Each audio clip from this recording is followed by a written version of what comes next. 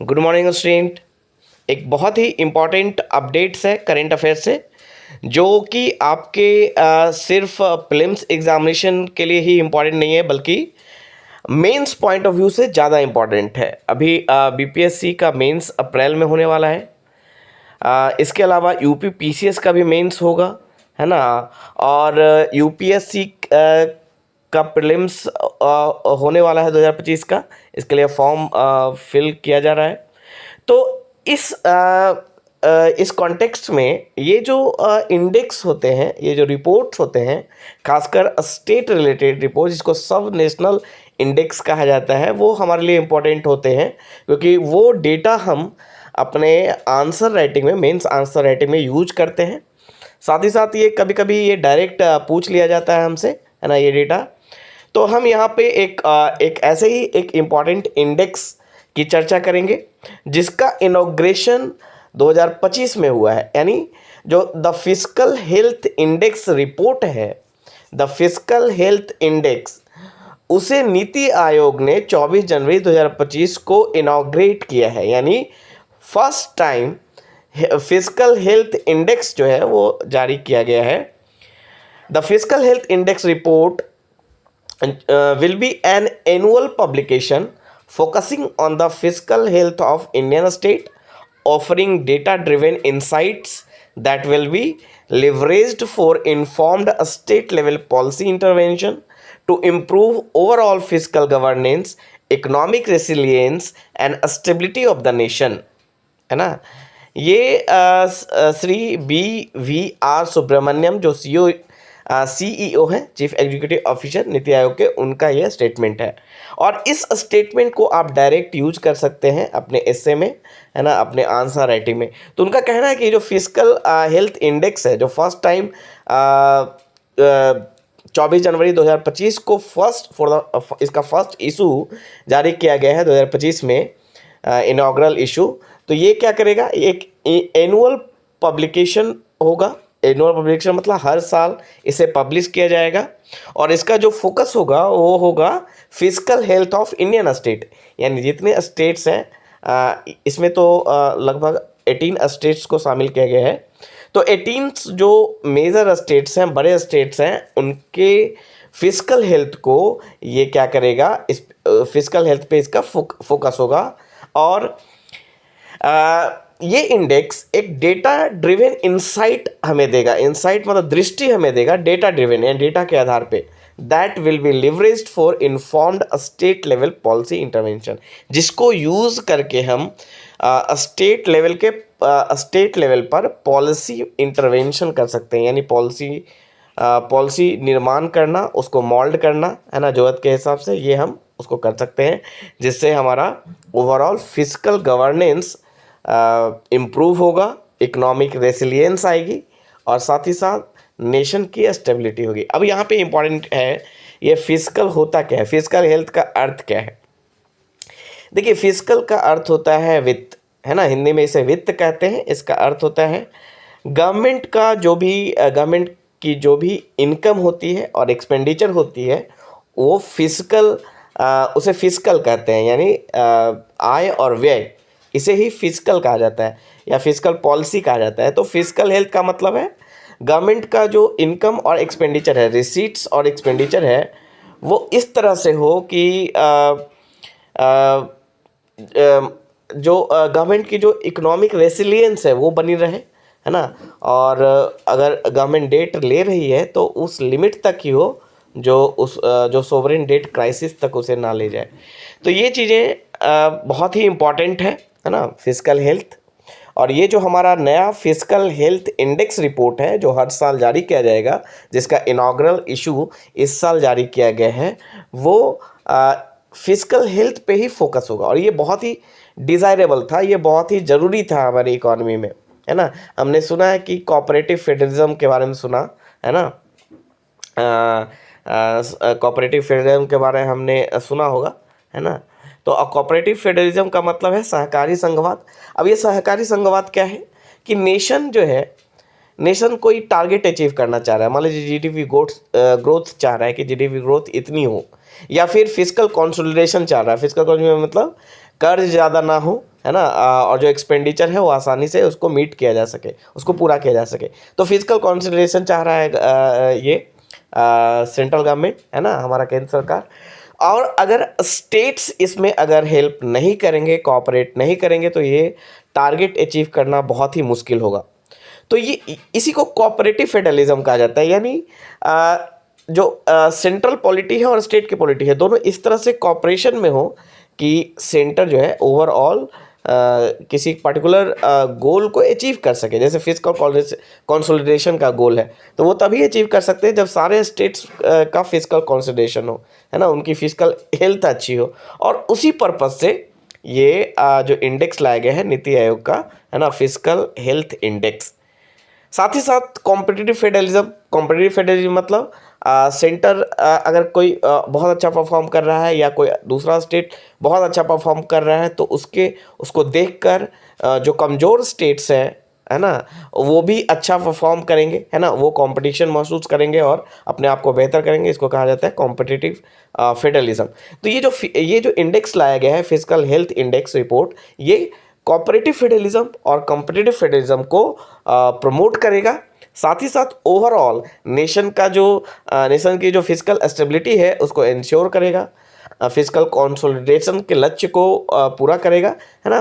तो ये सारे इसके बेनिफिट्स हैं। अब यहाँ पे हम देखेंगे कि ये जो 16th फाइनेंस कमीशन है, फाइनेंस कमीशन के जो हमारे अध्यक्ष हैं, चेयरमैन हैं, डॉक्टर अरविंद पेनगरिया, है ना, डॉक्टर अरविंद पेनगरिया ने इसे इनॉग्रेट किया है, लॉन्च किया है नीति आयोग के इस रिपोर्ट को, जिसका टाइटल है इस साल का फिजिकल हेल्थ इंडेक्स 2025, है ना। इसे 24 जनवरी 2025 को लॉन्च किया गया न्यू दिल्ली में।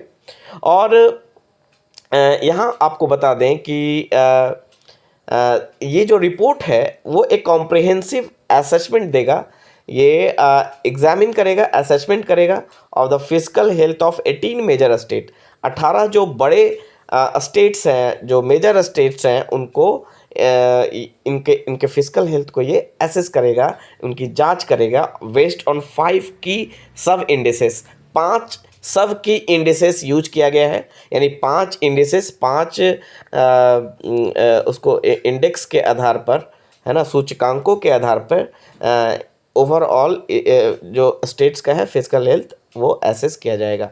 तो 5 सब इंडिसेस कौन कौन से हैं? फर्स्ट है क्वालिटी ऑफ एक्सपेंडिचर, है ना, यानी स्टेट्स जो एक्सपेंडिचर कर रहे हैं, है ना, जो खर्च कर रहे हैं बजट में। आपको पता है कि बजट में रिसीट्स और एक्सपेंडिचर दोनों का ब्यौरा होता है, और एक्सपेंडिचर और रिसीट दोनों के तहत 2 अकाउंट होते हैं, revenue account and capital account. तो एक्सपेंडिचर की अगर बात करें तो स्टेट जो भी एक्सपेंडिचर कर रही है उसके दोनों अकाउंट से, चाहे वो रेवेन्यू अकाउंट हो चाहे कैपिटल अकाउंट हो, उन दोनों एक्सपेंडिचर की क्वालिटी कैसी है, मतलब एक्सपेंडिचर जो हम कर रहे हैं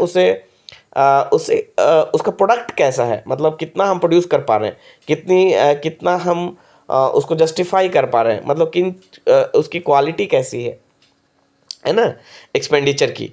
क्या हम उससे उस एक्सपेंडिचर को करके हम क्या एक डिज़ायरेबल रिजल्ट प्रोड्यूस कर पा रहे हैं, तो ये क्वालिटी ऑफ एक्सपेंडिचर चेक की जाएगी। दूसरा रेवेन्यू मोबिलाइजेशन का अर्थ है जो रिसीट्स की बात हो रही है कि कितना हम रेवेन्यू को मोबिलाइज करने में सक्षम है।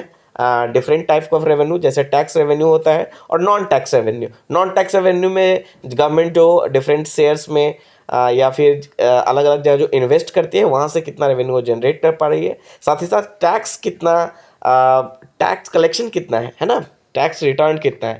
तो ये इसको कहेंगे रेवेन्यू मोबिलाइजेशन, है ना। तो रेवेन्यू मोबिलाइजेशन कैसा है, ये दूसरा इंडेक्स होगा। तीसरा होगा फिजिकल प्रूडेंस का अर्थ होता है बुद्धि से लिया गया डिसीजन, है ना, बुद्धिपूर्ण डिसीजन, यानी बुद्धि के साथ लिया गया डिसीजन। अगर कोई हम डिसीजन ले रहे हैं, कोई डिसीजन ले रहे हैं, फिजिकल पॉलिसी बना रहे हैं, फिजिकल पॉलिसी के तहत इनकम, रिसीट्स और एक्सपेंडिचर से रिलेटेड चीज़ें होती हैं। तो वो जो बजट हम, जैसे फॉर एग्जांपल बजट हम तैयार कर रहे हैं, तो उसमें प्रूडेंस कितना है, हम भविष्य को देखकर चल रहे हैं या नहीं चल रहे हैं, भविष्य में जो चीज़ें होने वाली है उसको हमने शामिल किया है नहीं किया है, उसको कहा जाता है फिजिकल प्रूडेंस। तो इसको ये भी एक इंडेक्स रहेगा। दूसरा नेक्स्ट होगा डेट इंडेक्स मतलब कर्ज, यानी जो स्टेट गवर्नमेंट है वो कितना कर्ज ले रही है, क्या वो कर्ज चुकाने में सक्षम है ना। और कर्ज पे इंटरेस्ट कितना पे करना पड़ रहा है ना। तो ये सारी चीज़ें देखी जाएगी डेट इंडेक्स में। And last is debt sustainability, यानी डेट जो गवर्नमेंट के पास है, यानी जो भी कर्ज है गवर्नमेंट के पास, क्या वो सस्टेन कर पा रही है, क्या वो चुकाने में सक्षम है, क्या उसका इंटरेस्ट पे कर पा रही है, क्या उसका प्रिंसिपल अमाउंट पे कर पा रही है। ये सारी चीज़ों को यहाँ पे एसेस किया जाएगा, जांच की जाएगा और उसके आधार पे एक ओवरऑल रैंक तैयार किया जाएगा, है ना। और साथ ही साथ जो सबसे इंपॉर्टेंट चीज़ है इसमें, इस इंडेक्स में, कि एक इंसाइट भी डेवलप किया जाएगा। इंसाइट किस चीज़ का? स्टेट स्पेसिफिक चैलेंजेस का एंड एरिया फॉर इम्प्रूवमेंट का। ये बहुत इंपॉर्टेंट है। जैसे बिहार है, तो बिहार में पर्टिकुलरली जो स्पेसिफिक क्या स्टेट स्पेसिफिक चैलेंजेस हैं और इम्प्रूवमेंट के कौन कौन से एरियाज़ हैं, उनको भी फोकस किया जाएगा। तो ये बहुत ही इंपॉर्टेंट है। ये सिर्फ गवर्नमेंट के लिए नहीं, पूरे देश के लिए ही इम्पॉर्टेंट है ना। और आपके लिए इम्पॉर्टेंट क्यों है? क्योंकि एग्जामिनेशन के लिए बहुत सारे आपके पास डेटा आपके पास होगा, एनालिसिस होगा। मान लीजिए बिहार पे क्वेश्चन आता है और इस इंडेक्स में जो बिहार स्पेसिफिक चैलेंजेस हैं, फिजिकल चैलेंजेस, उसकी बात उस इंडेक्स में की गई होगी, एरिया फॉर इम्प्रूवमेंट होगा। आप वहाँ से वो कंटेंट लेकर आप आंसर में यूज कर सकते हैं। तो ये बहुत ही इम्पॉर्टेंट है। आगे हम अगर इसकी बात करें तो ये आपने इसके सब इंडेक्स किए। तो जो फर्स्ट इनॉग्रल इशू है इस इंडेक्स का, उसमें अगर हम बात करें तो यहाँ पे आप देख सकते हैं उड़ीसा टॉप पे है, जो क्यूमुलेटिव स्कोर है 67.8 के साथ उड़ीसा फिजिकल हेल्थ इंडेक्स में टॉप पर है ना। फिजिकल हेल्थ एवं 18 मेजर स्टेट, 18 स्टेट्स को एसेस किया गया है, उसमें उड़ीसा का जो स्कोर है 67.8 है और उड़ीसा ने टॉप किया है। इसके बाद छत्तीसगढ़ है और उसके बाद गोवा है। तो फर्स्ट नंबर पे उड़ीसा, दूसरे पे छत्तीसगढ़ और गोवा, थर्ड पे गोवा। तो ये तीन कम से कम ऊपर से आपको याद रखना होता है। छत्तीसगढ़ का स्कोर 55.2 है और गोवा का स्कोर 53.6 है रिस्पेक्टिवली। अचीवर स्टेट्स हैं ये। तो अचीवर स्टेट्स क्या डिस्प्ले करते हैं? Strong physical health. जिनका फिजिकल हेल्थ स्ट्रॉन्ग है, उन 5 सब पैरामीटर के आधार पे हम बता सकते हैं। Excelling in revenue mobilisation, expenditure management and debt sustainability. Improvement are seen in states like Jharkhand. देखिए झारखंड के फिजिकल हेल्थ में इंप्रूवमेंट देखा गया है। तो ये ध्यान रखना है, Jharkhand which has strengthen physical prudence and debt sustainability. उसने फिजिकल प्रूडेंस को स्ट्रेंथन किया है, मजबूत किया है, और डेट सस्टेनेबिलिटी यानी कर्ज का जो उनका सस्टेनेबिलिटी है, सततता है, उसको भी उन्होंने स्ट्रेंथन किया है। वाइल कर्नाटका फेसेस से डिक्लाइन, कर्नाटका ऐसे जो डिक्लाइन किया है due to weaker performance in expenditure quality, यानी जो एक्सपेंडिचर कर रही है कर्नाटका गवर्नमेंट, उसकी क्वालिटी क्या है ना, उसकी प्रोडक्टिविटी कितनी है, उसके आधार पे कर्नाटका डिक्लाइन हुआ है और डेप्ट मैनेजमेंट में भी डिक्लाइन किया है।